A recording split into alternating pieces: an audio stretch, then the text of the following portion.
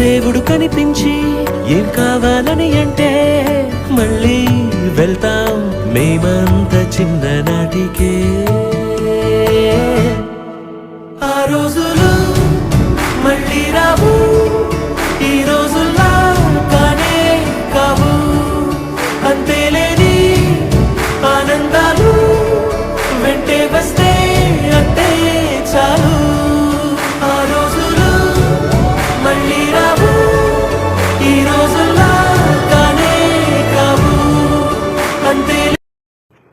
ఈరోజు మేము కర్ణాటకలో నేచురల్ చాక్లెట్స్కి అయితే వచ్చాము.